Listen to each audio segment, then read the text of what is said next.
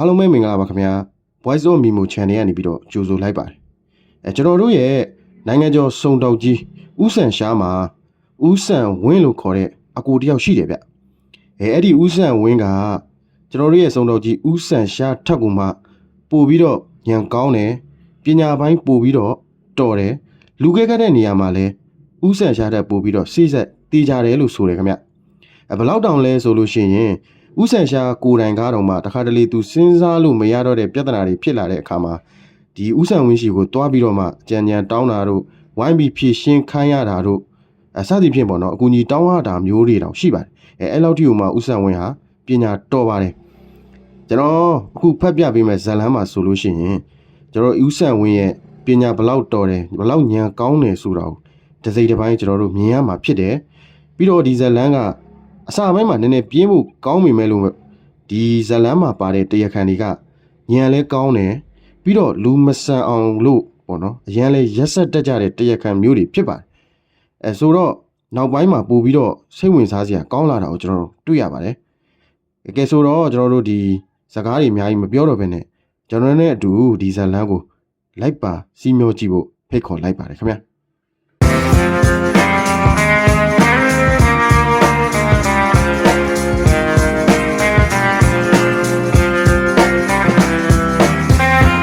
တနေ့တော့တနင်္ဂနွေနေ့ညနေခင်းအချိန်နဲ့ကျွန်တော်မှာအားလက်သောနေ့ပင်ဖြစ်ကြတော့လဲမိုးတဲထန်စွာ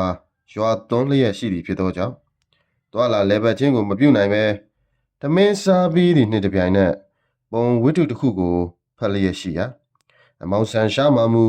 ကျွန်တော်ယင်ဤတွင်ထိုင်လျက်အလွန်ပြင်းကြီးဟန်လက္ခဏာနှင့်ဈေးတံကိုတောက်ခါကျွန်တော်အားအကဲခတ်လျက်ရှိလေ၏ကျွန်တော်ဖတ်ရှုလျက်ရှိသောဝတ္ထုမှာအနှဲငယ်6တွေ့သဖြင့်ပြင်းရွယ်ကောင်းလာသည်နှင့်ကျွန်တော်ဒီစာအုပ်ကိုချပြီးလျင်မောင်ဆန်ရှားအားကြည့်လိုက်ရာမောင်ဆန်ရှားကဘယ်နဲ့လဲကိုသိမ်းမောင်ဘူးဖရန်တတုတူးတဲ့ကုမ္ပဏီမှာခင်ဗျာရှယ်ယာမဝင်ဘူးလို့ဆုံးဖြတ်လိုက်ပြီပေါ့လေဟုရုတ်တရက်ပြောလိုက်လျက်ကျွန်တော်မှာဤသို့မိမိစိတ်၌ဆုံးဖြတ်ပြီးဖြစ်ကြောင်းကိုမောင်ဆန်ရှားအားမပြောရသေးသည်ဖြစ်သောကြောင့်ကျွန်တော်၏စိတ်ကိုမြည်ကဲ့သို့တိလေသနည်းဟုအံ့ဩလျက်ခမရဘယ်နဲ့တိတယ်လဲဗျာဟုမေးရာမောင်ဆန်ရှားလဲကျွန်တော်၏အံ့ဩသောမျက်နှာထားကိုကြည့်ကာပြုံးရလျက်ကျုပ်ပြောတာမှန်တယ်မဟုတ်လားဟုမေးလျင်မှန်တော့မှန်ပါပြီသို့တော့ကျုပ်စိတ်ထဲမှာရှိနေတဲ့အကြံကိုခမရဘယ်နဲ့တိတယ်လဲဟုမေးလေ၏ထိုအခါမောင်ဆန်ရှားကအခုတော့ခမ ्या ကခမ ्या အကြံကိုကျုပ်သိတဲ့အတွက်အင်မတန်အံ့ဩတယ်ပေါ့လေကျုပ်ကတော်တော်ကြာတော့ဘယ်နဲ့ကြောင့်သိနိုင်လဲဆိုတာကိုနီးနဲ့လမ်းနဲ့ပြောပြလိုက်လို့ကျုံနီးသိပြီဆိုမှဖြင့်ခမ ्या အံ့ဩတော့မယ်မဟုတ်ဘူးဒီတော့ခမ ्या အံ့ဩပြီးတာနေပြီးတော့ကျုံနီးကိုမပြောသေးဘူးဟုရီမောလျက်ပြောလျင်ကျွန်တော်မှအဘဲကြောင့်သိလို့လာသည်ဖြစ်၍ကြော့ပြရန်တောင်းပန်ရလေ၏ထိုအခါမောင်ဆန်ရှားကကဲကောင်းပြီကျုပ်ပြောပြတော့ဒါဖြင့်အလွယ်ကလေးပဲလို့မဆိုနဲ့နော်မဆိုပါဘူးဗျာပြောတာပြောပါဒီလိုကိုသိမ်းပါရဲ့တစုံတစ်ခုကိုကျုပ်မြင်တဲ့အခါမြင်တဲ့အတိုင်းပဲတစ်ခုနဲ့တစ်ခုကိုအကြောင်းအကျိုးဆက်သွယ်ပြီးစဉ်းစားလိုက်ပြီးဆိုမှဖြင့်နောက်ဆုံးအကျိုးတရားကိုကျုပ်သိမြင်ရဒီတော့အလဲကဆက်သွယ်နေတဲ့အကြောင်းတရားတွေအကျိုးတရားတွေကိုနှုတ်ပယ်ပြီးတော့အရှိဥစွာတွေ့မြင်ရတဲ့အကြောင်းတရားနဲ့နောက်ဆုံးအကျိုးတရားကိုပြောပြလိုက်ပြီဆိုမှဖြင့်ကြားရတဲ့သူများဟာအင်မတန်အံ့ဩကြတယ်တော်တော်ကြာတော့မှအလဲကဆက်သွယ်နေတဲ့အကြောင်းအရာတွေကိုခင်းပြီးပြလိုက်ပြီဆိုမှဖြင့်ဟုတ်သားပါကလားဒါဖြင့်အလွယ်ကလေးပေါ့လို့ပြောတတ်ကြတယ်ယခုအကြောင်းမှာခမ ्या အကြံကိုကျုပ်သိပုံကခမ ्या ရဲ့လက်ဝဲဘက်လက်ညှိုးနဲ့လက်မကိုမြင်လိုက်တာနဲ့ပဲဒီဝူဖရန်ကုမ္ပဏီမှာခမ ्या ရှယ်ယာမဝင်ဘူးဆိုတာကျုပ်သိရတယ်ဗျကျွန်တော်လက်ကိုမြင်တာနဲ့ရှယ်ယာမဝင်ဘူးဆိုတာနဲ့ဘာဆိုင်လဲဗျာဘယ်နဲ့ဆက်သွယ်ခြင်းရှိတယ်ဆိုတာကျုပ်ဖြင့်မမြင်မှုပါဘူးဝန်ခံပါပြီဗျကဲဗျာခမ ्या ဆက်သွယ်ပုံပြောစမ်းပါဦးဆက်သွယ်ပုံလားဒီလိုဗျနံပါတ်1ခမ ्या မနေ့ကအပြင်ကိုထွက်လေရာကနေပြန်လာတော့ခမ ्या လက်ဝဲဘက်လက်ညှိုးနဲ့လက်မမှာမြေပြူတွေပေးနေတာကိုကျုပ်မြင်တယ်နံပါတ်2ဒီမြေဘူးကဘာလို့ပေးရတယ်လဲတဲ့ ခမရဘီလီရဲ့ထိုးလာလို့ပေးတယ်မဟုတ်ဘူးလားကဲနံပါတ်3ဗျာခမရဘီလီရဲ့ထိုးတဲ့အခါဘယ်သူနဲ့ထိုးတယ်လဲမောင်ဘဟန်နဲ့မှထိုးတယ်လို့ခမရရင်ကကျုပ်ကိုပြောဘူးတယ်မဟုတ်လားကဲနံပါတ်4လွန်ခဲ့တဲ့တနင်္ဂနွေနေ့ကဝူဘရန်တက်ထုတူးတဲ့ကုမ္ပဏီမှာရှယ်ယာဝင်ဖို့ကိုမောင်ဘဟန်ကတိုက်တွန်းနေဆိုတဲ့အကြောင်းခမရပြောဘူးတယ်မလားနံပါတ်5ဗျာခမရငွေကလည်းကျုပ်စီမှာအပ်ထားတယ်ယခုထက်ထိကျုပ်စီကငွေကိုပြန်ပြီးတော့မတောင်းသေးဘူးဒီတော့ကျုပ်ဘာမြင်သလဲမောင်ဘဟန်ပြောတဲ့ရှယ်ယာကိုခမရမဝယ်တော့ဘူးလို့ဆုံးဖြတ်လိုက်တယ်ဆိုတာကျုပ်မြင်တာပေါ့ဗျကဲမဟုတ်ဘူးလားဒါတော့အလွယ်ကလေးပဲဗျဟောလှုပ်လာပြီဒါကြောင့်ခမရကိုကျုပ်အစားကမပြောဘူးလားကျုပ်ရှင်းပြလိုက်ရင်ခမရဒီလိုဆိုလိုက်မယ်ဆိုတာကျုပ်မြင်ပြီးပါပြီဒီလိုပဲဗျအစုံတော့ဆိုတာမျိုးဟာမြင်လဲမြင်တတ်က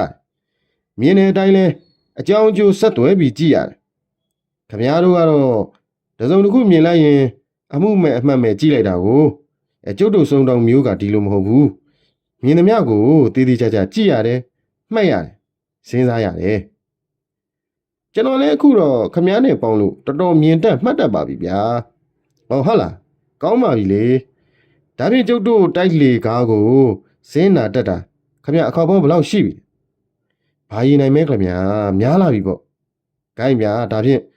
လေကားဘယ်နှထစ်ရှိသလဲဆိုတာခမရသိသလားဒါတော့မရည်ကြည့်မိဘူးခမရအဲ့ဒါပဲခမရတို့နဲ့ကျုပ်တို့ဒီဟာကွာတာပဲကျုပ်တို့တိုက်မှာလေကတိပေါင်း28ထစ်ရှိတယ်ဗျစတုဒ္ဓအထစ်မှာလက်ဝဲဘက်ကလက်ရဘက်ထက်နည်းနည်းကလေးနှိမ့်ပြီးနေတယ်ဟုပြောလျင်ကျွန်တော်မောင်ဆန်ရှားဆေးဆက်စွာကြည့်ရှုတတ်သောအလေးကိုစိတ်တွင်ချီးမွမ်းပြီးလျင်ဒီလိုလေးချင်းဟာဝမ်းတွင်းကပါတယ်ထင်လားသို့မဟုတ်ကိုယ့်အကိုလှုပ်ပြီးယူရတဲ့အလေးချင်းထင်သလားဟုမေးရာမောင်ဆန်ရှားကတချို့လူမှာတော့မျိုးနယ်ရိုးနယ်ဆိုသလိုမျိုးစီပါတတ်တယ်ဗျတချို့မှာလည်းကိုယ့်အကိုလှုပ်ပြီးယူရတာပဲဗျနို့ခမည်းမအောင်ဝမ်းတွင်းပါလားကိုယ့်အကိုအလေးထားလှုပ်ရတာလားခမည်းဘယ်နဲ့ထင်သလဲကျုပ်တို့မှာတော့မျိုးနဲ့ရိုးနဲ့ဖြစ်လာတယ်လို့ဆိုရလိမ့်မယ်ဗျဘာဖြစ်လဲဆိုတော့ကျုပ်ကိုတယောက်ဟာဒီလိုစစ်ဆက်ကြည့်ရှုဆင်ခြင်တဲ့နေရာမှာကျုပ်ထက်တောင်တာသေးတယ်ဗျဒီတော့ကျုပ်တို့မှာတော့မျိုးနဲ့ရိုးနဲ့ဖြစ်လာတယ်လို့ဆိုရလိမ့်မယ်ဟုပြောလျင်မောင်ဆန်ရှားနေကျွန်တော်မှာတစ်နှစ်ကျော်များအတူတကွနေထိုင်ခဲ့ကြတော့လဲမောင်ဆန်ရှားသည်မိမိဆွေမျိုးညာတိတို့၏အကြောင်းများကိုဘယ်သောအခါမှစကားဆက်၍မပြောဘူးသည်ဖြစ်သောကြောင့်တကောင်ကြွက်ပင်ဖြစ်သည်ဟုထင်မှတ်လျက်ရှိသည့်အတွင်ယခုအခါစကားဆက်မိ၍မိမိ၌အကိုတယောက်ရှိသည်ကိုပြောပြသဖြင့်သိရသည့်အတွက်အော်လျက်ရှိသည့်အပြင်၎င်းအကိုဖြစ်သူမှာမောင်ဆန်ရှားထပ်ပင်၎င်းပညာ၌တာလွန်ထက်မြက်ကြောင်းကိုကြားရသဖြင့်ဤမြလောက်တက်မြောက်သောသူတယောက်သည်အဘဲကြောင့်တိမ်ကောနင်းမြုပ်လျက်ရှိလေသည်ဟုအော်လာသည်နှင့်ဖင်းနေလေဗျာခမည်းအကူကခမည်းထက်တောင်ဒီပညာမှာတက်မြောက်သေးတယ်ဆိုရင်ဘဲနဲ့ကြောင့်ကျွန်တော်တို့တခါမှမကြားဘူးရတယ်ခမည်းအခုရှိသေးသလားဘာဖြစ်လို့မရှိလဲဗျအခုလည်းရှိပါတယ်သို့တော့သူကအိမ်မတန်ပြင်းတဲ့လူတယောက်ဗျငွေတိုင်မင်းကြီးရုံးမှာအလုပ်လုပ်တယ်လုပ်ပေမဲ့သူ့အိမ်ကနေရုံးသွားတဲ့လမ်းပြင်ဘဲမှသူမရောက်ဘူးအခုတင်ကကျွန်တော်ပြောတဲ့အတိုင်းပဲစစ်ဆက်ကြည့်ရှုဆင်ခြင်တဲ့အရာမှာတော့သူကကျုပ်ထက်အပုံကြီးတိတယ်သို့တော့စုံတော့အလုံးဆိုတာကပလက်ကလထိုင်ပေါ်ကနေပြီးအလုပ်လို့ပြီးတာမဟုတ်ဘူးဗျအချိန်မတော်အချိန်တော်သွားလိုက်လာလိုက်မေးလိုက်မြန်းလိုက်လုပ်ရသေးတာကိုသူကတော့ဒီပညာနဲ့လည်းအသက်မွေးကျင်တာမဟုတ်တော့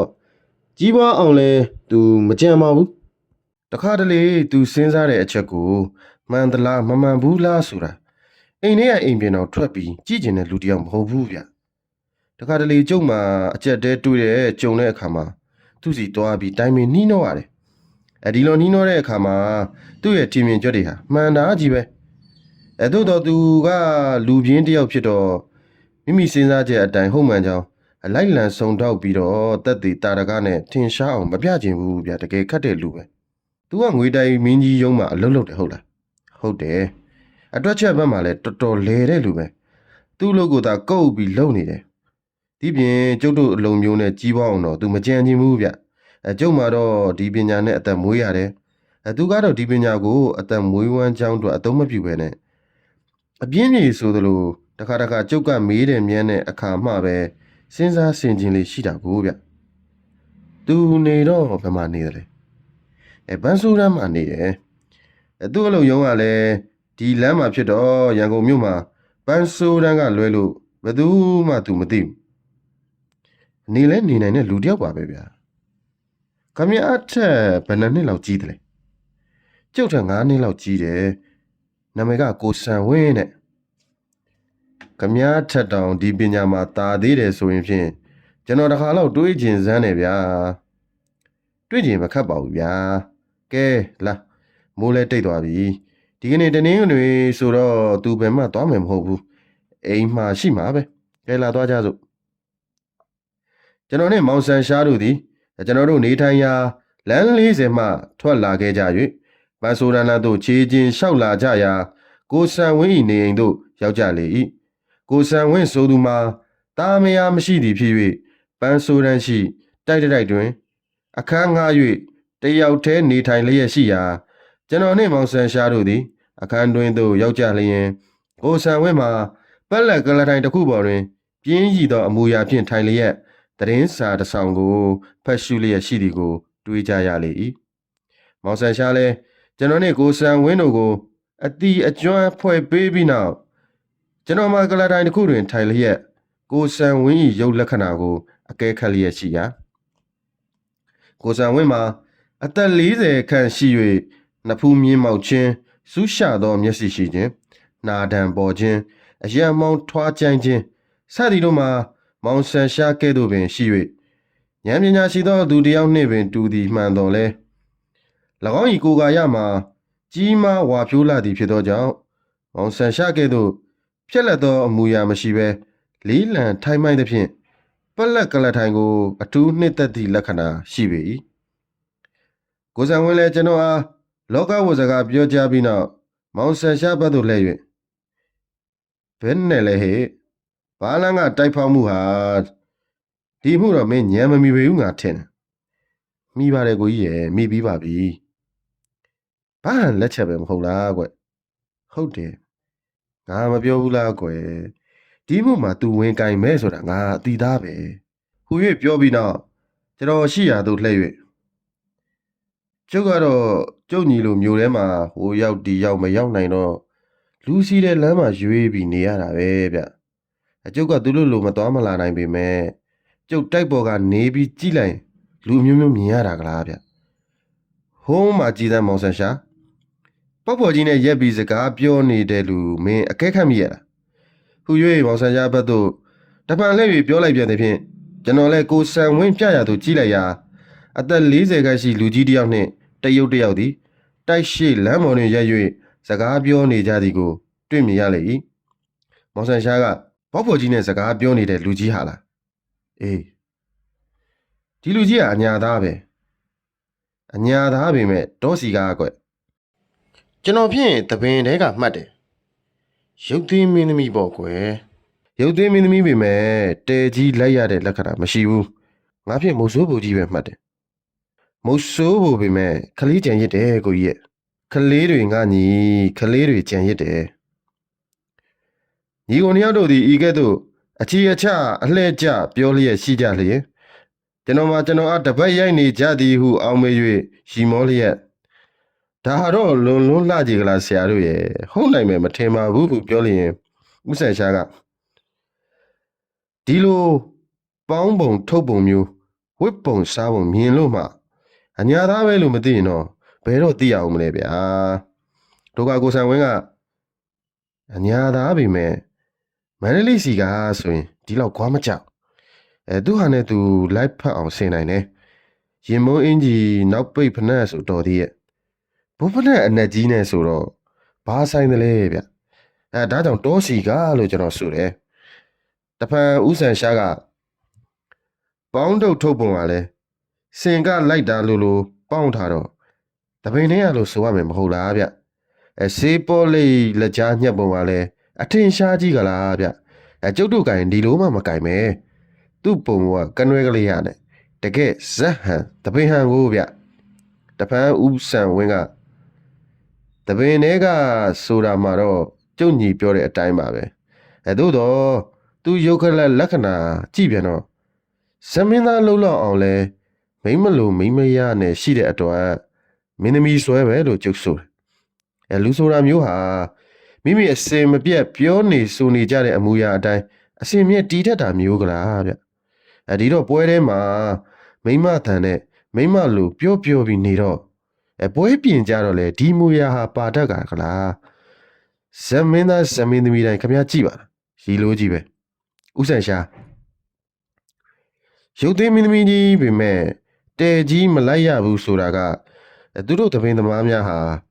မင်းသားမင်းသမီးရဲ့လို့ဖြစ်ရင်ပဝါကိုရေလျှော်လို့ဖြစ်စေပန်းချလို့ဖြစ်စေပေါင်းကျင်တဲ့လူသားမျိုးမဟုတ်ဘူးဗျအသေးမှပေါင်းကျင်ကြတယ်ဒါမှလည်းသူတို့သဘောကျသလိုခေါင်းပေါင်းစားထောင်လို့ရတာကိုဒီလူမှာတော့ခေါင်းပေါင်းစားထောင်ခြင်းရက်နဲ့ရေလျှော်ပြီးပဝါပေါင်းရလို့မထောင်နိုင်ပဲရှိသည့်အတွက်တဲကြီးမလိုက်ရဘူးလို့ကျုပ်ဆိုတယ်ဥဆန်ဝင်းကမဟုတ်ဆိုးဖို့ဆိုတဲ့အကြောင်းကတော့ဝေရေးချမ်းရေးဆိုတာမိမတို့တာဝန်ဖြစ်ပါလျက်နဲ့သူကိုယ်တိုင်အထုပ်ပိုးတွေနဲ့ဝယ်ချမ်းပြီးလာတာမိမမရှိတဲ့မဟုတ်ဆိုးဖို့ကြီးကိုယ်တိုင်လာဝယ်ရတယ်လို့မထင်ပေဘူးလားဗျာဥဆန်ရှာကလေးကြံရစ်တယ်ဆိုတဲ့အကြောင်းကတော့သူ့လက်မှာကလေးကစားစရာတွေဝယ်လာတာမြင်တဲ့အတွက်ကလေးကြံရစ်တယ်လို့ကျုပ်ဆိုတယ်ဥဆန်ဝင်းကခန်းကြီးနည်းနည်းလူသေးတကူကွယ်ဟိုဘက်လက်ကပလုတ်တုတ်ကလေးမြင်ရလားကဲဒီဘက်လက်ကတော့အယုတ်ကားတွေပါတယ်ပလုတ်တုတ်နဲ့ကစားတဲ့အရွယ်ဟာအယုတ်ကားကြီးတတ်ပါမလားကွဒီတော့ကလေးတယောက်မကဘူးကလေးတွေကြံရစ်တယ်ဆိုတာသိရမဲကွဤသို့ရှင်းလင်းစွာပြောဆိုပြသည်ကိုကျွန်ုပ်ကြားရလျင်ကိုဆန်ဝင်းမှာမောင်ဆန်ရှာပြောသည့်အတိုင်းမောင်ဆန်ရှာထပ်ပင်ကြည့်ရှုစင်ကြင်တတ်သည့်အစွမ်း၌တာလွန်ချောင်းကိုသိရသဖြင့်အော်လျက်ရှိရာမောင်ဆန်ရှာလည်းကျွန်တော်၏အကြံကိုရိပ်မိဟန်လက္ခဏာနှင့်ကျွန်ုပ်အားကြည့်၍ပြုံးရည်ပြီးလျင်ဦးကောင်းကိုညှိ့၍ပြလေ၏၎င်းတော့ကိုဆန်ဝင်းကအောင်မဲမောင်ဆန်ရှာ၏စကားမဆက်မင်းနဲ့တော်တဲ့အမှုလေးတစ်ခုရှိတယ်ဟေ့တော်တော်ဆန်းတဲ့အမှုပဲငါလည်းရောက်နေတယ်သို့ပေမဲ့ငါကလူပြင်းတော့မင်းလိုတေးသေးချာချာကြီးခြေရခံလိုက်ဖို့မတတ်နိုင်ဘူးကွယ်မင်းကြားခြင်းရင်ဖြစ်အောင်မဲကြားပြရစီကိုကြီးရဲ့ဟူမောင်ဆန်ရှားကပြောလျင်ကိုဆန်ဝင်းသည်စာရွက်ငယ်တစ်ခုကိုယူ၍တစုံတရာရေးသားပြီးလျင်အစီခံတယောက်ကို၎င်းစာရွက်နှင့်လွှတ်လိုက်လေ၏ကဲဆော်လမွန်စီငါလွှတ်လိုက်တယ်ဆိုရင်လာပါလိမ့်မယ်သူကဒီရင်ပေါ်ဓာတ်မှာနေတယ်ဒီလူကတော့ယဟူဒီလူမျိုးကွအလုပ်ကတော့စကားပြန်လုပ်တယ်အင်္ဂလိပ်စကားပြင်သစ်စကားယဟူဒီစကားမှစပြီးတော့စကားပေါင်းအတော်ဆုံးအောင်တက်တဲ့လူတစ်ယောက်ပဲကွငါတို့ရန်ကုန်ကိုအနောက်နိုင်ငံကပြီးလက်သားများအလဲပတ်လာရောက်တဲ့အခါဒီလူကိုလမ်းပြစကားပြန်အဖြစ်နဲ့လာပြီးငှားကြတာကိုတခါတော့လေရုံးကလာပြီးငှားတယ်သူ့လောက်ကစကားပြန်ပေမဲ့နေရအကြသားဟိတော်တော်ပတ်စံစီတယ်သူလာမှပဲသူ့အမှုကြောင့်သူ့ကိုပြောစီရမှာပဲဟုပြော၍ကျွန်တော်တို့လည်းစောင့်ဆိုင်နေကြလေအတန်ငယ်ကြသောအသက်30ကျော်ခန့်ရှိ၍တည်သက်စွာဝစ်စင်လျက်ရှိသောယဟူဒီလူမျိုးတစ်ယောက်သည်အခန်းတွင်းသို့ဝင်လာရာကိုဆန်ဝင်းကကဲဟောဟိုမှာကျုပ်ညီမောင်ဆန်ရှားပါပဲသူလည်းအခန်းသိအလဲလာခိုက်ခမည်းအမှုကြောင့်တစိတ်ပြန်ပြီးပြောစမ်းမအောင်ဟုအင်္ဂလိပ်ဘာသာဖြင့်ပြောလျင်ဆောလမွန်ဆိုသူယဟူဒီလည်းမောင်ဆန်ရှား၏စွမ်းရည်တတ္တိများကိုကြားဘူးသဖြင့်ထိုကဲ့သို့ထင်မောကြော်စောသောလူတစ်ယောက်ကမိမိအမှုကိုအရေးတယူနားထောင်ပေးသည်ကိုများစွာဝမ်းမြောက်ပါကြောင်းနှင့်ပြောဆို၍အောက်ပါအဖြစ်ပြက်များကိုအင်္ဂလိပ်ဘာသာဖြင့်ပြန်ပြောလေ၏ပလိတ်တွေကတော့ကျွန်တော်ပြောတာမယုံကြည်ကြဘူးခမဘာဖြစ်လို့မယုံသလဲဆိုတော့ကျွန်တော်ပြောတဲ့အမှုမျိုးသူတို့ကကြားမှမကြားဘူးပဲကိုသို့တော်လည်းကျွန်တော်မြင်ရတဲ့မျက်နှာတစ်ခုလုံးဖျောင်းနေကတ်ထားတဲ့လူကိုမတွေးသမျှကာလပတ်လုံးစိတ်မအေးနိုင်ပါဘူးဗျာပြောပါဦးဗျာကြားပါရစေဒီနေ့တနေ့ဦးနေကိုဗျဒီတော့ကျွန်တော်ပြောမယ့်ဟာကလွန်ခဲ့တဲ့တောက်ကြညညကဖြစ်ပျက်ခဲ့တဲ့အကြောင်းအရာပါပဲဗျာကျွန်တော်ကယဟူဒီလူမျိုးစကားပြန်လုံးနဲ့အသက်မွေးတယ် ဘာသာပေါင်းတော်တော်များများပဲတက်မြောက်ခဲ့ပါတယ်ဒီတော့ကျွန်တော်အလုပ်ကခေါ်လာတဲ့လူရှိရင်အချိန်မီလိုက်ပြီးပြန်စရာရှိတာပြန်ပြောရတာကိုဗျဒါနဲ့လွန်ခဲ့တဲ့တောက်ကြနေ့ကအသက်20ကျော်လောက်ရှိတဲ့ဘင်္ဂါလီကလားတယောက်ကယထာနဲ့ကျွန်တော်ကိုလာပြီးခေါ်တယ်သူကဘင်္ဂါလီဆိုပေမဲ့ဘိုးလိုပဲကောင်းကောင်းမွန်မွန်ဝတ်လို့စားလို့ရုပ်ကလေးကလည်းတော်တော်ချောတယ်သူကဘယ်နဲ့ပြောသလဲဆိုတော့သူစီမှာ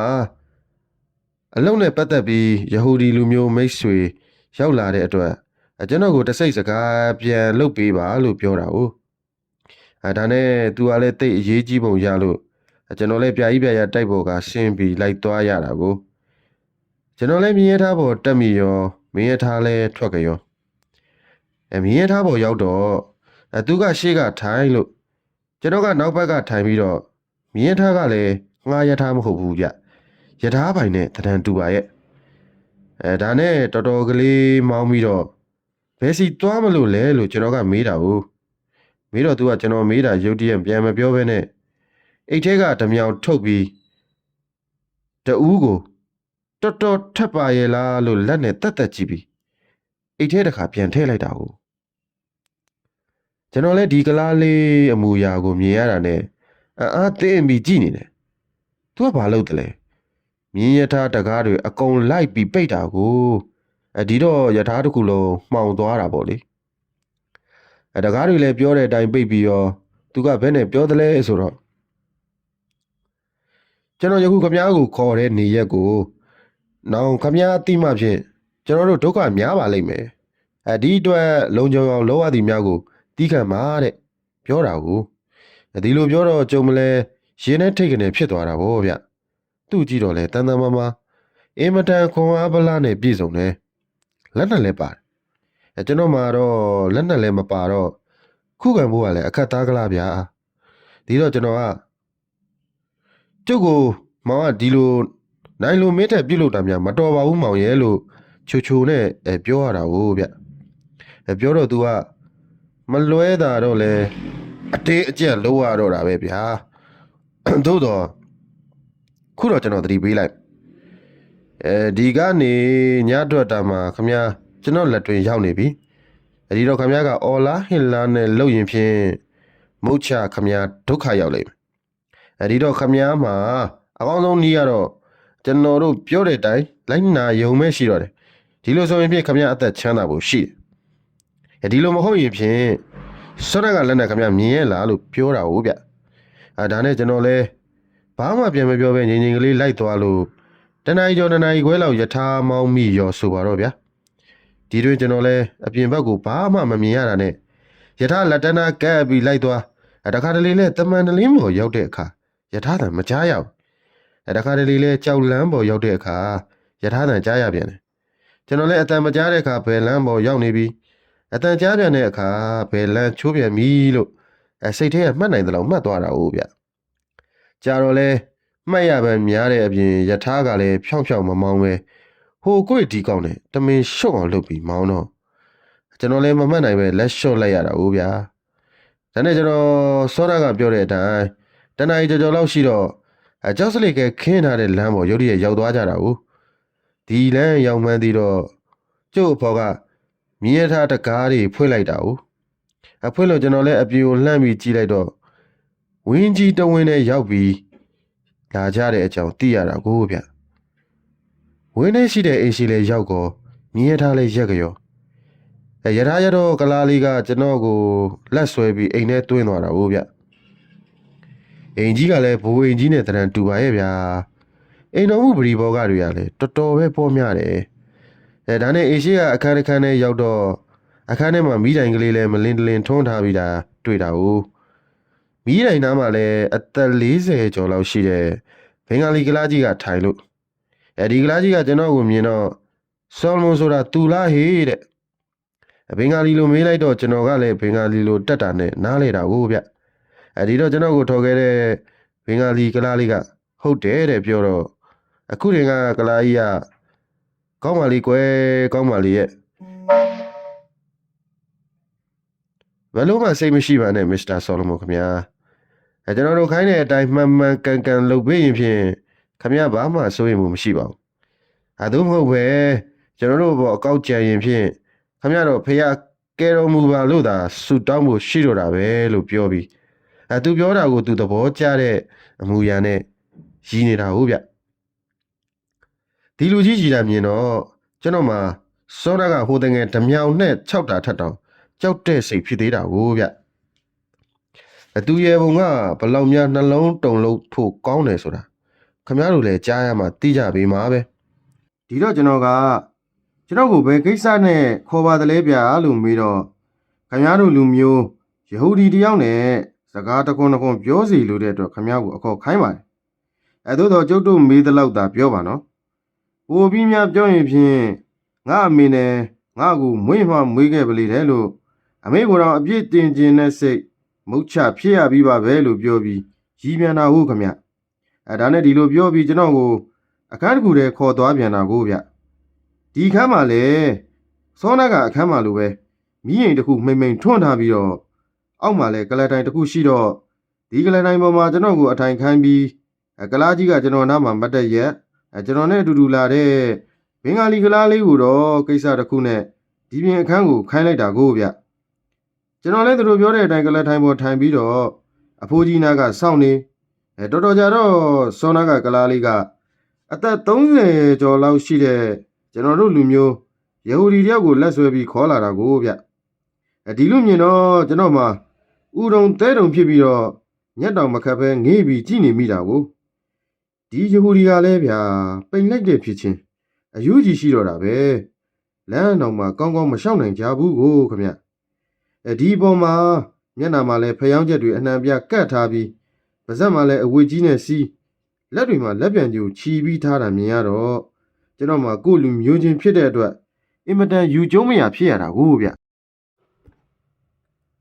ဒီလိုအတိဒုက္ခခံနေရပါမယ်ဒီလူကနည်းနည်းမှမာနလျှော့တဲ့လက္ခဏာမရှိဘူးခင်ဗျာမင်းတို့တက်နိုင်လို့လုံးလိုက်ကြဆိုတဲ့မျက်နှာထားမျိုးနဲ့ဘင်္ဂါလီကလားကြီးကြည့်လိုက်ကလားလေးကြည့်လိုက်နဲ့မျက်နှာထားကနည်းနည်းမှမလျှော့ဘူးခင်ဗျာဒါနဲ့ကျွန်တော်လဲဘယ်နဲ့အဓိပ္ပာယ်နဲ့ဒီလိုချုံနှောင်ပြီးထားပါလိမ့်မလဲလို့အံ့ဩပြီးနေတော့ကလားကြီးကခဲတံတဲ့စက်ကူရှိသလားဟိသူ့လက်တွေကိုလည်းခဏဖြုတ်လိုက်ပါအောင်ကွယ်လို့ကလားလေးကိုပြောတော့ကလားလေးကလက်မှာခြိထားတဲ့ကြိုးတွေကိုခဏဖြုတ်ပေးလိုက်တာဟုတ်ခင်ဗျကျိုးတွေဖြုတ်ပြီးလို့ခဲတံတဲ့ယဟူဒီကိုပေးပြီးရောကလားကြီးကကျွန်တော်ကိုခမည်းကကျုပ်တို့ပြောတဲ့အတိုင်းမေးပါသူကအပြေကိုစက်ကူမှာရေးပါလိမ့်မယ်သူပါရေးတယ်ဆိုတာခမည်းကကျုပ်တို့ကိုပြန်ပြောပါကဲစာချုပ်ကိုလက်မှတ်ထိုးမလားလို့လက်ဦးမေးစမ်းမအောင်ခမည်းလို့ပြောတာနဲ့သူပြောတဲ့အတိုင်းယဟူဒီဘာသာနဲ့ကျွန်တော်ကအဓိပ္ပာယ်ပြန်ပြီးမေးတော့ယဟူဒီကအင်မတန်စိတ်ဆိုးတဲ့မျက်နှာထားနဲ့ဘယ်တော့မှမထိုးဘူးလို့စက်ကူပေါ်မှာရေးပြီးဖြေတာဟုတ်ဗျဒါနဲ့ကျွန်တော်ကဘယ်နည်းနဲ့မှလက်မှတ်မထိုးဘူးလားလို့သူတို့အမေးခိုင်းတဲ့အတိုင်းမေးမြန်းတော့ဘယ်နည်းနဲ့မှမထိုးဘူးလို့ရေးပြီးဖြေပြန်တာကိုခမည်းမထိုးရင်ဘလို့ဖြစ်မယ်ဆိုတာခမည်းသိတယ်မဟုတ်လားလို့မေးပြန်တော့ဘလို့ဖြစ်ငါဂယုမဆိုင်ဘူးလို့ဖြေပြန်တာဟုတ်ဒီလိုမေးခွန်းမျိုးတွေကြီးကျွန်တော်ကိုအထက်မေးခိုင်းတိုင်းဒီဖြေမျိုးကြီးပဲဖြေတာပဲအင်မတန်တင်းတဲ့လူတယောက်ပါပဲခမည်းဘလို့ပဲ6လက်မှတ်တော့ဘယ်နည်းနဲ့မှမထိုးဘူးတဲ့ဒါနဲ့ကျွန်တော်ကမင်းရင်အကြံတစ်ခုပေါက်လာတာကိုခမည်းသူတို့မေးတဲ့မေးခွန်းထဲမှာငါမေးကျင်တဲ့အချက်လက်ကလေးတွေနည်းနည်းညှက်ပြီးမေးရရင်ဖြင့်သူ့အထုပ်ပတ္တိကိုငါတော့သိရမှာပဲလို့အောက်မေ့ပြီးနောက်တစ်ခါမေးခိုင်းပြန်တော့ကျွန်တော်ကအပူကလေးတွေညှက်ပြီးမေးတာကိုခမည်းဒီလိုပေါ့လေခမည်းဒီလိုကောင်းမာနေလို့ကျေးဇူးမရှိဘူးခမည်းဘာလို့လဲကျေးဇူးမရှိတာကျုပ်ယူမဆိုင်ဘူးကျုပ်ဤဆိုတာယဟူဒီလူမျိုးခမည်းခေါင်းမာရင်ခမည်းဒုက္ခရောက်လိမ့်မယ်ရန်ကုန်ရောက်တာဘယ်လောက်ကြာပြီလဲဒုက္ခရောက်ခြင်းရောက်ပါစေတနင်္ဂနွေ3ဘက်ရှိပြီဒီပစ္စည်းတော့ခမည်းဘယ်နည်းနဲ့မှပြန်မရနိုင်ဘူးခမည်းဘလို့ဖြစ်တာလဲကျုပ်ပစ္စည်းလူမိုက်တွေလက်ထဲမရောက်ရင်ပြီးရောကျုပ်ကိုအစာငတ်ထားကြတယ်လက်မထိုးရင်ခမည်းကိုလွှတ်လိုက်မယ်ဒီဟာဘသူအိမ်လဲဘယ်တော့မှမထိုးဘူးကျုပ်လည်းမသိဘူးခမည်းလက်မထိုးရင်ခမည်းနှမနဲ့ခမည်းတွေ့ရမယ်ခမည်းဘယ်ရလဲဗျမတွေ့ချင်နေပါသေးစေဘုံမိုင်မျိုးကဒီလိုအပူကလေးတွေညက်ပြီးမေးလို့ သူ့အကြောင်းကိုတော်တော်ကလေးသိရတာကိုခမနောက်ဒီလိုများ9မိနစ်လောက်ဆက်လက်ပြီးမေးရရင်ဖြင့်ကလားကြီးတွေမျက်စိအောက်မှာပဲကျွန်တော်သိလို့သမျှအကုန်သိလောက်ပါရဲ့ခမဒါနဲ့ဒီလိုမေးနေတော့ရှိသေးအခန်းတကရုတ်တရက်ပွင့်လာပြီးယဟူဒီမာကလေးတယောက်အခန်းထဲဝင်လာတာကိုခမဝင်လာခြင်းစောနကယဟူဒီမာလေးကဘင်္ဂါလီစကားနဲ့အိမ်ပေါ်မှာကျမတယောက်တည်းနေရတာပြင်းလာပြီရှင်ဘာဖြစ်လို့ဒီလောက်ကြာအောင်ကျမတယောက်တည်းပြစ်ထားတာလဲအလိုဟိုဟာဣသရာမဟုတ်လားအိုဣသရာရဲ့မောင်ကြီးရဲ့လို့អော်ပြီးဇောနကယဟူဒီကိုဝင်ပြီးဖတ်တာကိုဖတ်တော့ဣသရာကသူ့ပါးစပ်မှာခြိထားတဲ့အဝေကြီးရုတ်တရက်ဖြတ်ပစ်ပြီးစေလာရဲ့နှမရဲ့အခုမှတွေ့ရတဲ့ဟဲလို့တယောက်ကိုတယောက်ဖတ်ပြီးငိုကြတာဟုတ်ခမဒီတော့ယဟူဒီကလားလေးကနှမကိုဆွဲကလားကြီးကမောင်ကိုဆွဲပြီးအခန်းပြင်အတင်းထုတ်သွားကြတာကိုဗျဒါနဲ့ကျွန်တော်လည်းတယောက်တည်းအခန်းထဲကြံရစ်တော့အကြံတစ်ခုရတာနဲ့မြည်သူမြည်ဝါရဲ့အိမ်မြည်သည့်အရန်၌တီရှိတယ်ဆိုတာသိရအောင်တိတ်ကလေးကြည့်မယ်လို့ထိုင်ရန်ကလည်းထလိုက်ရောဇောနကယဟူဒီကလားကြီးလည်းအခန်းပေါက်ကိုရောက်နေပြီးတော့ကျွန်တော်ကိုစိုက်ကြည့်နေတာတွေ့ရတာဟုတ်ခမဒါနဲ့ကလားကြီးကအခန်းထဲဝင်လာပြီးကဲဒါပါပဲမစ္စတာဇော်လွန်ခမကိစ္စပြီးပါပြီအရင်တော့ယဟူဒီစကားနားလေတဲ့ကျုပ်တို့မိတ်ဆွေတယောက်ရှိတယ်ယခုတော့ဒီမိတ်ဆွေကမန္တလေးခဏသွားနေလို့ခမကိုခေါ်ပြီးစကားပြန်အလုပ်ခိုင်းရတာကျေးဇူးတင်ပါရဲ့ဗျာရော့ဟောဒီမှာခမစကားပြန်ကငွေ30သို့တော့တခုတော့ခမမြင်မြင်မှတ်သွားပြန်တော့ဒီကနေ့ညခမတွေ့ခဲ့မြင်ခဲ့တဲ့အကြောင်းအရာများကိုမြည်သူတူတယောက်ကိုမှမပြောကြပါလိမ့်နဲ့ခမကပြောတယ်ဆိုရင်ကျုပ်တို့ကတီးပြီးသားပဲလို့မုတ်ချမှတ်ပါကျုပ်တို့သိရင်ခမဘလို့ဖြစ်မယ်ဆိုတာယခုလောက်ရှိခမသိလောက်ပါပြီကဲသွားပြီတော့တတိတော့ကြက်ကြီးထားနော်အလကားချင်းချောက်တယ်များမှတ်ပြီးဂယုမဆိုင်ဖဲများမနေလေနဲ့ကဲအပြင်မှာရထားဆောင်နေတယ်သွားပြီတော့ဒါနဲ့ကျွန်တော်လည်းအိမ်ပြင်ထွက်လာတော့စောနကဘင်္ဂါလီကလားလေးကနောက်ကလိုက်လာပြီးရထားပေါ်ကသူနဲ့2ယောက်တက်ရထားကိုလည်းအပေါက်တွေလုံးဝပိတ်ပြီးထွက်လာခဲ့ကြတာကိုအိမ်ကထွက်တော့7နာရီထိုးပြီးပြီဗျဒါနဲ့တနာရီလောက်နီးနီးရထားမောင်းပြီးလာခဲ့7နာရီထိုးလောက်လည်းရှိရောရထားလေးရုတ်တရက်ရက်တာကိုရထားရက်တော့ဘင်္ဂါလီကလားလေးကတကားဖွင့်ပေးပြီးကဲမိတ်ဆွေကျွန်တော်ကမိတ်ဆွေကိုအိမ်ရောက်အောင်လိုက်မပို့နိုင်တဲ့အတွက်ဝမ်းနေပါရဲ့သို့တော်လည်းမလွယ်မကင်းတာတော့လည်းမတတ်နိုင်ဘူးပေါ့ဗျာကဲဆင်းပြီတော့သို့တော်ရထားများခြေရာခံပြီးလိုက်မယ်မကြံနဲ့တော့ဘေးထိလိမ့်မယ်ကဲသွားပြီတော့လို့ပြောပြီးကျွန်တော်လည်းရထားပေါ်ကဆင်းရောမြင်းရထားသမားလည်းမြင်းကိုအတင်းရိုက်ပြီးကစုံချပြေးတာကိုဗျဒါနဲ့ကျွန်တော်လည်းဘယ်ရံများရောက်နေပါလိမ့်မလဲလို့တောင်မြောက်လေးပါးကြည့်တော့ကလန်းလန်းကမီးနီလေးတစ်ခုကိုမြင်တာကိုမြင်တော့ဒါဖြင့်အရင်ကရောက်ဘူးတယ်လို့အနားသွားကြည့်တော့ဂျိုကုန်းပူတာရောက်နေတာကိုဗျဒါနဲ့ဂျမရာလုတ်တဲ့ကလားကိုမီးရထားများရှိသေးသလားလို့မေးတော့အင်းစိန်ကရန်ကုန်သွားတဲ့နောက်ဆုံးလော်ကယ်ရထားဟာအခုပဲသွားတယ်တဲ့ဘယ်ရထားများရှိသေးသလဲမေးတော့ကုံရထားတစ်စင်းဖြင့်နိုင်ပြန်တစ်ချက်လောက်မှလာလိမ့်မယ်တဲ့သို့တော့ဂျိုကုန်းမှာမရက်ပေးဘူးတဲ့အင်းစိန်ကသွားပြီးစီးမှဖြစ်လိမ့်မယ်တဲ့ပြောတော့ရန်ကုန်ကအင်းစိန်သွားတဲ့ရထားဟာလဲဂျိုကုန်းမှာ12နာရီခွဲလောက်စိုက်တာနဲ့ဒီရထားနဲ့အင်းစိန်ကိုလိုက်အင်းစိန်ကမှတခါဂတ်ဖို့ပြောပြီးကိုရထားနဲ့ရန်ကုန်ကိုလိုက်ခဲ့ရတာကိုဗျနောက်တစ်နေ့မနေ့ကျတော့ဒီကကိုစံဝင်းကိုပြောနောက်ပြီးတော့ဂတ်မှာတိုင်ချက်ပေးတာပါပဲခင်ဗျာကျွန်တော်တို့သုံးဦးမှာလဲဇော်လမွန်ပြောစကားများကိုစိတ်အားကြီးသောအမူအရာနှင့်နားထောင်လျက်ရှိကြရာစကားအဆုံး၌မောင်ဆန်ရှာကကိုစံဝင်းအားဘယ်နဲ့လဲအကိုကြီးဘာများစီမံပြီးပြီလဲဟုမေးလျင်ကိုစံဝင်းလဲစနေနေ့ထုတ်ရန်ကုန်တိုင်းသတင်းစာကိုယူ၍အောက်ပါကျင်ညာကိုဖတ်ပြလေ၏ဘုံမိုင်မြို့မှတနင်္ဂနွေ3ပတ်လောက်ကလာရောက်ခဲ့၍အင်္ဂလိပ်စကားနားမလဲမြန်မာစကားလည်းမပြောတတ်သူဣသရာအမည်ရှိယဟူဒီလူမျိုးတစ်ယောက်၏နေအိမ်ကိုဖြစ်စေဇေလာအမည်ရှိသူယဟူဒီမာကလေး၏နေအိမ်ကိုသိရှိ၍ပြောကြားနိုင်ပါလျင်စုငွေ90ထုတ်ပေးမည်ဖြစ်ကြောင်းမောင်ဆန်ဝင်းကဲဒါပဲကွဒီကြောင်ညာကမနေ့ကထဲလိုက်တယ်ဘသူစီကမှပြန်စားမရသေးဘူးဟုကိုဆန်ဝင်းကပြောလျင်မောင်ဆန်ရှာက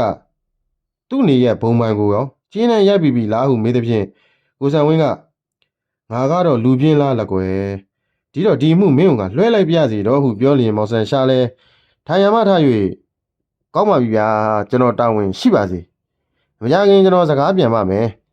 သို့တော့ဆော်လမွန်မှာတော့နည်းနည်းသတိပြုရမယ်ဗျာနော်ဘာဖြစ်လဲဆိုတော့ခုတင်ကကြော်ညာစာကိုဟိုအကောင်တွေမြင်လိုက်မယ်မြင်တော့ခမည်းကတခြားလူကိုပြန်ပြောပြီးဆိုတာသိကြလိမ့်မယ်ဒီတော့ခမည်းကိုသူတို့ရန်ရှာတော့မှာပဲဗျသတိနဲ့သာနေပြီတော့ကဲကိုသိမ်းမောင်ကျုပ်တို့ပြန်လိုက်ကြအောင်ဆိုဗျာမောင်ဆန်ရှားနေကျွန်တော်တို့လဲတိုက်ပုံမှဆင်းလာကြလျင်မောင်ဆန်ရှားကအမှုမရှိလို့ပြင်းနေရတဲ့အခါဒီအမှုရလာတာနေရာကျလိုက်တာဗျာဒီလိုပဲဗျတခါတခါကျုပ်ကိုစီကအမှုရတတ်တယ်တော်တော်ကလေးတော့စမ်းတဲ့အမှုပဲစမ်းတာကတော့ဟုတ်ပါပြီခင်ဗျာပေါ်အောင်တတ်နိုင်ပါမလားဒီလောက်ထင်ရှားနေတဲ့အမှုကမှပေါ်အောင်မချေရမခံနိုင်ရင်အကျိုးနဲ့ရောပေါ့ကျွန်တော်လည်းညံ့ရရောက်တော့မယ်ပြောသမ်းဗျာခင်ဗျာထင်ပုံလေးဇောနကယေဟူဒီမာကလေးကိုဘင်္ဂါလီကလားကလေးကခိုးလာတယ်လို့ကျုပ်ထင်တာပဲဗျဘယ်ကခိုးလာတယ်ထင်ဘုံမိုင်မျိုးကပေါ့ဗျခု၍ပြောလျင်မောင်ဆန်ရှားလဲဥကောင်းကိုရမ်း၍ယေဟူဒီမာလေးကဘင်္ဂါလီစကားတက်တယ်လို့ဆိုတယ်မလားဒီတော့ဘုံမိုင်မှာနေရင်ဖြင့်ဘင်္ဂါလီစကားဘယ်တက်နိုင်မလဲဗျဘင်္ဂလားမှာသာဘင်္ဂါလီစကားပြောတာကိုဗျဒီတော့ကျုပ်ကဘယ်နဲ့ယူဆသလဲဒီမင်းကလေးဟာဘင်္ဂလားမှာတော်တော်ကြာကြာနေဘူးမယ်နေတဲ့ခိုက်မှာဘင်္ဂါလီကလားလေးနဲ့တွေ့တယ်တွေ့ပြီးဘင်္ဂလားကပဲထွက်ပြေးလာခဲ့ကြကဲဆိုပါအောင်ဗျဆိုပါအောင်မလုပ်နဲ့ခမည်းထင်ပုံပြောစမ်းပါဟုမေးသဖြင့်ကျွန်တော်ကကျုပ်ထင်ပုံလားဒီเจ้าကိုဘုံပိုင်မှာနေတဲ့မောင်ကကြားတယ်ကြားတော့လိုက်လာရောလိုက်လာတော့ဒီကောင်တွေကလက်တွင်းရောက်သွားတော့ဗျာပြီးတော့မင်းကလေးပိုင်ပစ္စည်းများကိုဣသရာကထိမ့်သိမ့်ပြီးထားရတဲ့လက္ခဏာရှိတယ်ဒီတော့ဒီအကောင်တွေကဒီပစ္စည်းတွေကိုလိုချင်တဲ့အတွက်လက်မှတ်ထိုးခိုင်းတယ်ခိုင်းမိမယ်မောင်လုတ်တဲ့လူကခေါင်းမာပြီးမထိုးဘူးလို့တင်းခံနေတယ်ဒီတော့သူတို့အမျိုးမျိုးညှင်းဆဲပြီးမထိုးအောင်တိုက်တွန်းနေတယ်ဒီအတွင်းမှာယေဟူဒီကလည်းမင်္ဂလာဒီစကားမတက်ဘင်္ဂလာဒီတွေကလည်းယေဟူဒီစကားမတက်တော့လက်မှတ်ထိုးခိုင်းမှုကိုဆောလမွန်ကိုစကားပြန်ဖြစ်နေခေါ်ရတယ်ခေါ်ပြီးလို့စကားပြောနေတော့နှမလုတ်တဲ့ယေဟူဒီမာကလေးကအိမ်ပေါ်ကဆင်းလာပြီးပပင်းတွေ့တယ်တွေ့တဲ့အခါမှာအံ့ဩတဲ့လက္ခဏာကိုထောက်တော့မိန်းကလေးကသူ့မောင်ရောက်နေတဲ့အကြောင်းတီးပြီးဖြစ်တဲ့လက္ခဏာမရှိဘူးဗျမိန်းကလေးမသိအောင်မောင်လုတ်တဲ့လူကိုအခန်းတစ်ခါမှာဝှက်ထားတဲ့လက္ခဏာရှိတယ်ဟုကျွန်တော်ကပြောလျင်မောင်ဆန်ရှားကလက်ခုပ်လက်ဝါတီး၍အောင်မဲကိုသိမ်းမောင်တော်တော်ဟုတ်လာပါပြီကောဗျခမည်းထင်မို့တော်တော်နီးတဲ့လက္ခဏာရှိတယ်ဗျဒီတော့ခမည်းပြောတဲ့အတိုင်းကျုပ်တို့တော်တော်ဖြင့်သိရပါပြီဒီတွင်သူတို့ကတစုံတရာထပ်မှန်ပြီးအကျဉ်းစီမပြုတ်ရင်ဖြစ်ဒီကောင်တွေကျုပ်တို့လက်မုတ်ချရောက်တော့မှာပဲဗျသူတို့နေတဲ့အိမ်ခမည်းဘယ်နဲ့လုပ်ပြီးရှာမလဲဗျယေဟူဒီမောင်နှမ2ယောက်ရှိကြတယ်မဟုတ်လားသူတို့2ယောက်နဲ့မောင်လုတ်တဲ့လူကတော့အခန်းထဲမှာချုပ်နှောင်ပြီးထားတော့သူ့ကိုဟိုကောင်တွေကလွဲပြီးတော့ဘယ်သူမှသိကြမယ်မဟုတ်ဘူးသို့တော့နှမလုတ်တဲ့မိန်းကလေးကိုတော့အိမ်မှာခိုင်းတဲ့အစီခံတွေဘာတွေကနာမည်များသိမလားမပြောတတ်ဘူးဗျသူ့နာမည်ကိုအသုံးပြုပြီးတော့ခြေရခံရမှာပဲသို့တော့အကိုကြီးလှုပ်တယ်လို့ကြော်ညာလို့တော့နေရာမကျဘူးဗျကျုပ်ကိုယ်တိုင်လိုက်ပြီးစုံတော့မှနေရာကျကျွန်တော်တို့လည်းထိုကဲ့သို့စကားပြောဆိုလျက်လာကြ၍နေအိမ်တို့ရောက်သဖြင့်ကျွန်တော်တို့အခန်းရှိရာသို့တက်လာကြလေလျင်မောင်ဆန်ရှား၏အကိုဆန်ဝင်းသည်ကျွန်တော်တို့၏အခန်းတွင်ရှိပက်လက်ကလထိုင်တစ်ခုပေါ်တွင်ထိုင်လျက်ရှိနေသည်ကိုတွေ့ရသဖြင့်မောင်ဆန်ရှားကအလိုအကိုကြီးဘယ်နဲ့ကျွန်တော်တို့ရင်ရောက်နေတယ်လဲဟုအံ့ဩသောအမူအရာနှင့်မေးလျင်ကိုဆန်ဝင်းကမင်းတို့ကခြေကျင်လာတာငါကယထာနဲ့လာလို့မင်းတို့ရင်ရောက်တာဗောကွာဘယ်နဲ့ဘာများသတင်းထူးလို့လဲကိုကြီးရဲ့ငါကြော်ညာကိုပြန်စာရပြီဟေ့ဟောဒီမှာဒီစာကဂျင်နီဖာနဲ့ရေးတဲ့စာနော်စက်ကူကလည်းစက်ကူကောင်းတယ်ရေးတဲ့လူကအသက်30ကျော်40လောက်ရှိပြီငါထင်တယ်တဲကြီးလဲကျမ်းမာတဲ့လက္ခဏာတော့မရှိဘူးဟုပြော၍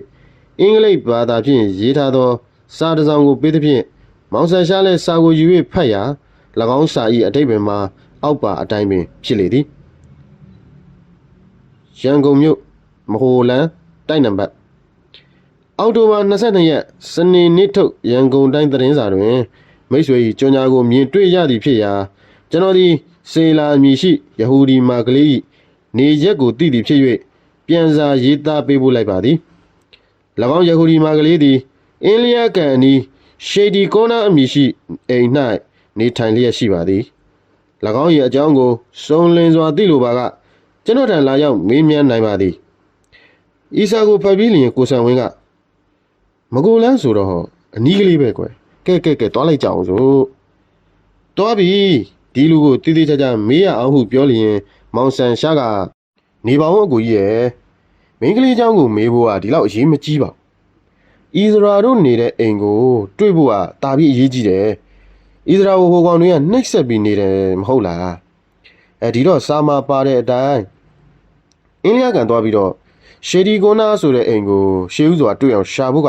တာပြီးအရေးကြီးနေတယ်ကိုကြီးရဲ့သူ့အိမ်ကိုဝင်ရှာဖို့ဆိုတော့ကျွန်တော်တို့ကြီးမပြီးနိုင်ပေဘူးအင်စပက်တော်တယောက်ပါအောင်မှနေရကြ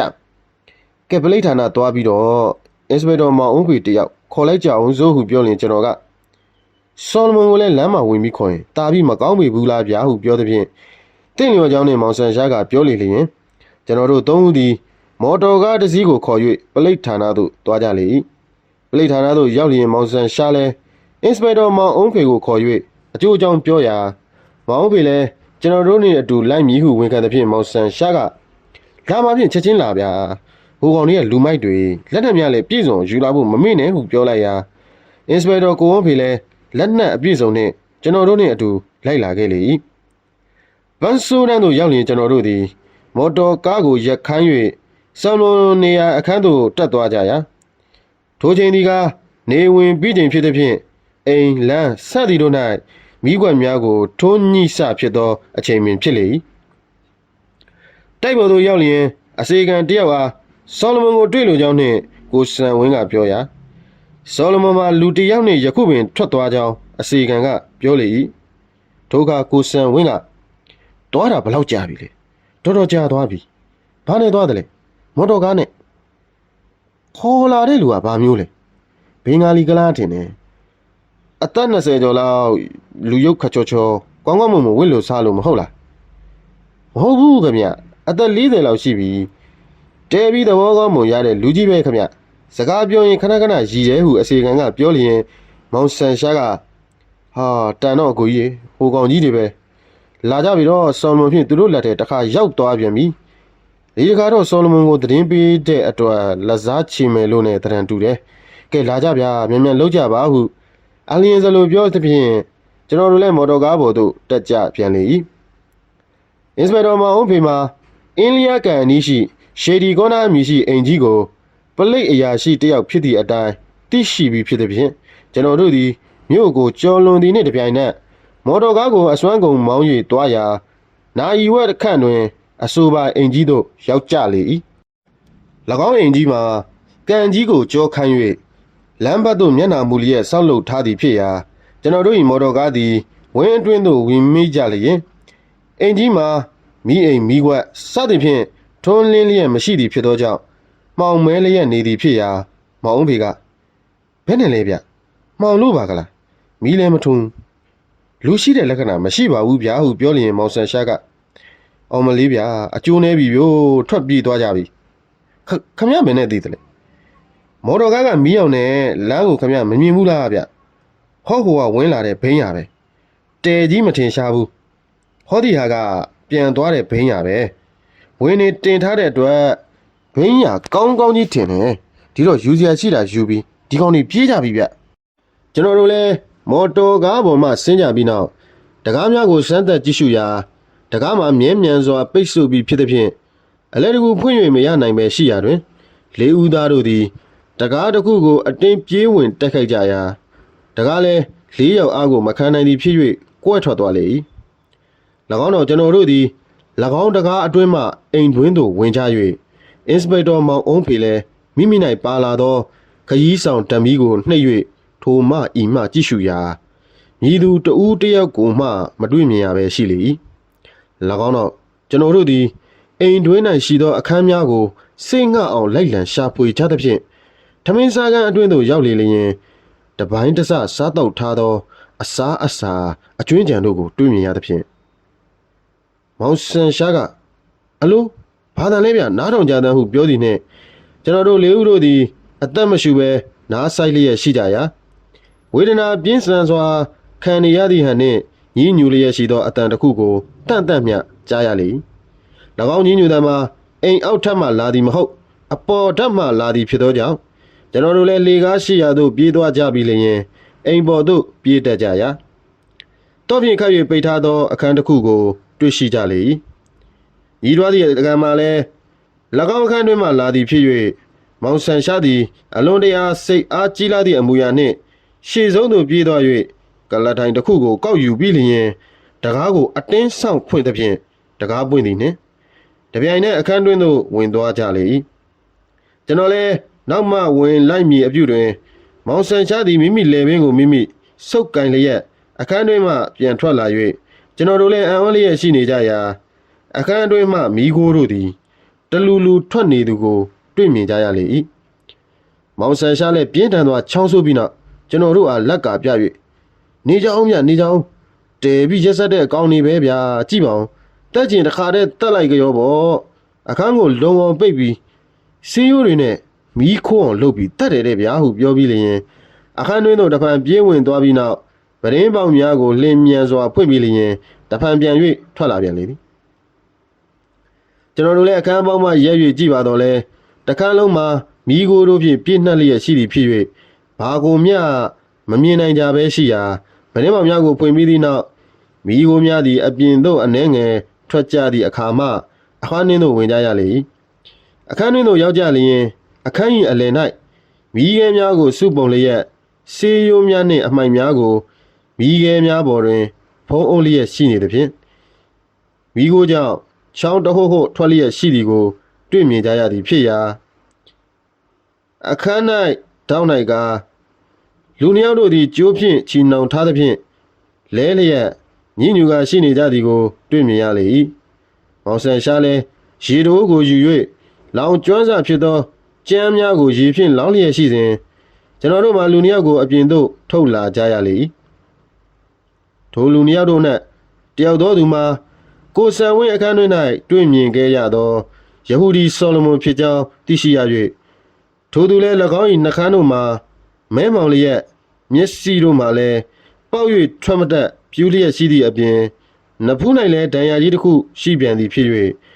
ကျွန်တော်မှာလူရုပ်ကိုပင်ရုပ်တရက်မမှတ်မိနိုင်အောင်ရှိလေ၏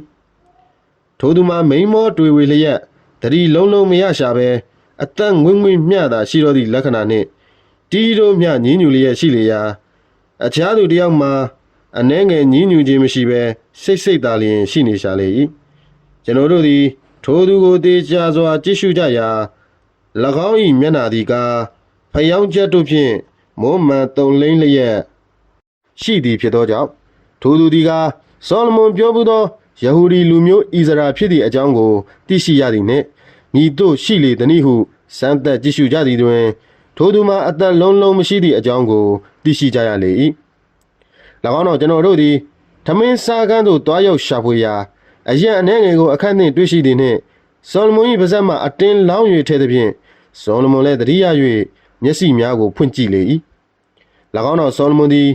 ကောင်းစွာတတိယသဖြင့်မိမိအဖြစ်အပျက်များကိုပြန်ပြော၍အောက်ပါအတိုင်းသိရှိရလေ၏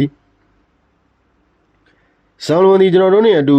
သူ့အကြောင်းကိုပြောဆိုပြီး၍မိမိအခန်းသို့သွားပြီးနောက်အခက်တမြကြားလျင်မိမိတွေ့ခဲ့ဘူးသောဘင်္ဂါလီကလားကြီးသည်ဓမြောင်ကိုကန်၍မိမိအခန်းတွင်သို့လာကြောင်းဆောလမုန်လည်းကလားကြီးနှင့်ဓမြောင်ကိုမြင်သည်နှင့်တပြိုင်နက်ကြောက်တက်သူတစ်ယောက်ဖြစ်သည့်အတိုင်း၎င်းခေါ်ရာသို့လိုက်ပါသွားရကြောင်းကလားကြီးနှင့်အတူမော်တော်ကားနှင့်လာကြ၍အိမ်သို့ရောက်လျင်ရခင်ကနီးတူစကားပြန်အလုတ်ခိုင်းပြန်သဖြင့်ဣသရာပြောစကားများကိုအတိတ်ပဲပြန်ဆို၍ပေးရကြောင်းဘင်္ဂါလီကလားနှစ်ယောက်လည်းဣသရာအမျိုးမျိုးချိန်မောင်းခြောက်လှန့်၍မရကြောင်းကိုသိလျင်ပြင်းစွာအမျက်ထွက်သည်ဖြစ်၍ဣသရာကိုအခန်းတွင်မှတရွဆွဲ၍ထုတ်သွားကြောင်း၎င်းတို့ဆောလမုန်အားလည်းရန်ကုန်၌သတင်းစာတွင်ကြော်ညာစာကိုတွေ့မြင်သဖြင့်သူတစ်ပါးအားမိမိတို့အကြောင်းများကိုပြောကြားသည်ကိုသိရှိသဖြင့်နေသေးမီတော့ဟုဆိုပြီးဦးကောင်းကိုဒုံနှင့်ရိုက်လိုက်သည်တွင်တတိမေမျောမူဝေသွားသဖြင့်ထိုအချိန်မှသည်ယခုကျွန်တော်တို့၏လက်သို့ရောက်သည့်အချိန်တိုင်အောင်တစုံတရာမျှတတိမယအကြောင်းများကိုပြန်ပြောပြသဖြင့်ကြားသိရလေ၏ကျွန်တော်တို့လည်းဒေလုံသူဣသရာ၏အလောင်းကိုမော်တော်ကားနှင့်တင်ယူလာခဲ့၍ မောင်ဘေးလက်သို့အပ်လိုက်ပြီးလျင်အိမ်သို့ပြန်လာကြလေ၏နောက်တစ်နေ့၌မောင်ဆန်ရှားသည်တရင်စာတွင်တွေ့ရှိသောကြော်ညာကိုဖြေဆိုသူတန်အကျိုးအကြောင်းတွားရောက်မေးမြန်းရာအောက်ပါအဖြစ်အပျက်တို့ကိုသိရှိရလေ၏ဆေလာဆိုသူယဟူဒီမာကလေးနှင့်ဣသရာတို့မှာမောင်နှမဖြစ်ကြကြောင်း၎င်းတို့နှစ်ဦးမှာမိဘတေဆုံးပြီးနောက်အမွေနှင့်များစွာရရှိသဖြင့်ဘုံပိုင်မြို့၌နေထိုင်ခဲ့ကြကြောင်းနှမဖြစ်သူယဟူဒီမာကလေးမှာကာလကတားမြို့၌ဆွေမျိုးများရှိသဖြင့်တွားရောက်လေပတ်၍အတူတကွနေထိုင်ရာတွင်ရခင်ဘင်္ဂါလီကလားကလေးနှင့်တွေ့ဆုံမိလေရာဘင်္ဂါလီကလေးမှာလည်းရုပ်ရည်ချောလှသူတယောက်ဖြစ်သည်နှင့်ချစ်ကြိုက်ကြပြီးလျင်ရန်ကုန်မြို့သို့ထွက်ပြေးလာခဲ့ကြကြောင်းကလကတားမြို့၌ရှိသူဆွေမျိုးများလည်း၎င်းအကြောင်းများကိုဘုံပိုင်မြို့၌ရှိသူမောင်အားတိုင်တန်းသဖြင့်ဣသရာသည်၎င်းတို့ပြေးရာသို့လိုက်လာရာကလားကလေးနှင့်ကလားကြီးတို့မှာနမဲကျော်လူဆိုးများဖြစ်သည့်အလျောက်ဣသရာသည်၎င်းလက်တွင်သို့ကြားရောက်ရှာလေကြောင်းမိန်းကလေး၌လည်းထွက်ပြေးစဉ်အခါကလက်ဝဲလက်စားမြောင်များစွာပါရှိသဖြင့်၎င်းတို့ကိုပေါင်နှံရောင်းချ၍လူသူနှဲရာအိန္ဒိယကန်ကြီးအနီး၌အင်ကြီးတစ်ဆောင်ကိုငှားရမ်းနေထိုင်ကြကြောင်းမောင်လို့သူဣသရာကိုထိုကဲ့သို့အိမ်၌ချုပ်နှောင်ကာကွက်ထားသည့်အကြောင်းကိုလည်းနှမဖြစ်သူမသိရှိကြောင်းဣသရာ၏မျက်နှာ၌မွမ်းမံထားသောဖျောင်းချက်တို့မှာမတော်တဆမောင်နှင့်နှမတွေ့ဆုံမိကမမှတ်မိစေရန်ရုပ်ဖြတ်၍ထားခြင်းမျှသာဖြစ်ကြောင်းမောင်ဖြစ်သူဣသရာနှင့်နှမစေလာတို့မှာပစ္စည်းဥစ္စာများစွာကျယ်ဝသူများဖြစ်၍၎င်းပစ္စည်းများကိုလည်းဣသရာကထိမ့်သိမ်းစောင့်ရှောက်လျက်ရှိသည်ဖြစ်ရာကလားလူစုံနှစ်ယောက်တို့သည်ဣသရာကိုအမျိုးမျိုးချင်းချောက်ကျိမ်းမောင်း၍ညှဉ်းပန်းနှိပ်စက်ကြကာအပစ္စည်းများကိုပေးအပ်ရန်ကြံစီကြပါတော့လေဣသရာသည်အလွန်တရာခေါင်းမာသူတစ်ယောက်ဖြစ်သည်နှင့်လူဆိုးတို့မှာအလိုမပြေပဲရှိသည်တွင်တရင်သားတွင်ကြော်ညာကိုတွေးရှိသည်နှင့်မိမိတို့အကြောင်းများကိုသူတစ်ပါးတို့သိကြပြီဟုထိတ်လန့်၍ခေါင်းမာလာသောဣသရာနှင့်တစ္ဆာမရှိသောဆောလမုန်တို့ကိုအဆုံးစီရင်ပြီးလျင်ယေဟူဒီမာကလေးကိုခေါ်၍ထွက်ပြေးကြကြောင်းများကိုသိရှိရလေ၏၎င်းတို့တလားခန့်ကြာလျင်မောင်ဆန်ရှားသည်အိန္ဒိယပြည်တို့တည်င်းစာတစ်ဆောင်ကိုဖတ်လျက်ရှိရာမှကျွန်တော်ခေါ်ပြရာ၎င်းတွင်ပါရှိသည်မှာမကြာသေးမီကရန်မြန်မာပြည်၌လူတက်မှုဖြစ်သည်ဖြင့်ပလိပ်ဘတ်ဆိုင်ရာမှလိုက်လံရှာဖွေလျက်ရှိသူမူကာကြီးဆိုသူနှင့်ဗန္နာကြီးဆိုသူဘင်္ဂါလီနှစ်ယောက်တို့မှာအိုရီဇာနယ်စုကင်နာမီရှိရွာငယ်စနပုတ်၌ရင်ဝတွင်ဒဏ်ရာများနှင့်တေဆုံးလျက်ရှိကြသည်ကို၎င်းနယ်ပဲရှိပလိပ်တို့ကတွေ့ရှိကြကြောင်း၎င်းတို့နှစ်ဦးမှာမိမိတို့လိမ်လည်ရရှိသောပစ္စည်းများကိုအဝေမညီကြသဖြင့်ခိုက်ရန်ဖြစ်ပွား၍တယောက်ကိုတယောက်တပ်ဖြတ်ကြသည့်လက္ခဏာရှိလေကြောင်းစသည်ဖြင့်ပါရှိသည်ကိုတွေ့မြင်ရလျင်မောင်ဆန်ရှားကဒီဟာကမြဘဲနဲ့ထင်တယ်လေတဏိကဘင်္ဂါလီကလာနှစ်ယောက်ပေါ့ဗျဒါတော့ဟုတ်ပါပြီတေးတဲ့ပုံပြောပါလေဒေဘုံတော့ပလိပ်ဘက်ကထင်းတဲ့အတိုင်းပဲပေါ့ဗျတယောက်နဲ့တယောက်တက်ကြတယ်ဆိုတာဟုတ်တယ်လက္ခဏာရှိပါတယ်ဘယ်ဟုတ်လိမ့်မလဲဗျသို့တော်လည်းကျုပ်အထင်ပြောရတာပါကျုပ်အထင်ကစီလာဆိုတဲ့ယေဟူဒီမာကလေးကိုကြည့်ရရင်ဖြင့်သူ့ကိုဖျားယောင်းခေါ်တဲ့အတွက်နဲ့သူ့မောင်ကိုတတ်တဲ့အတွက်ဘလို့လက်စားခြေလိုက်တယ်ဆိုတာပြောကောင်းပြောနိုင်လိမ့်မယ်ကျုပ်ထင်တယ်ဟုပြောသဖြင့်ကျွန်တော်လည်းအဖြစ်ပြက်များကိုပြန်လည်စဉ်းစားမိရာမောင်ဆန်ရှားထင်သည့်အတိုင်းပင်ဟုတ်တန်လောက်၏ဟုသဘောကျမိလေ၏အခုလိုစိတ်ဝင်စားဖွယ်ရာစုံတော့ဇလန်းကောင်းများကိုဗုဒ္ဓနဲ့စနေညနေတိုင်းမှာစဉ်ဆက်မပြတ်ပုံမှန်တင်ဆက်ပေးလျက်ရှိတာမလို့ကျွန်တော် channel လေးကို subscribe လုပ်ပေးခဲ့ဖို့တောင်းဆိုလိုက်ပါတယ်ခင်ဗျာကျွန်တော်ရဲ့လိုအပ်ချက်တွေကိုလည်းဝေဖန်အကြံပြုချင်တာများရှိခဲ့လို့ရှိရင် comment section လေးမှာရေးသွားပေးခဲ့ကြဖို့ထပ်မံပြီးတော့တောင်းဆိုလိုက်ပါတယ်နာတော်တာစင်သူအားလုံးကိုစိတ်နှဖျားကျမ်းမာချမ်းသာကြပါစေခင်ဗျာ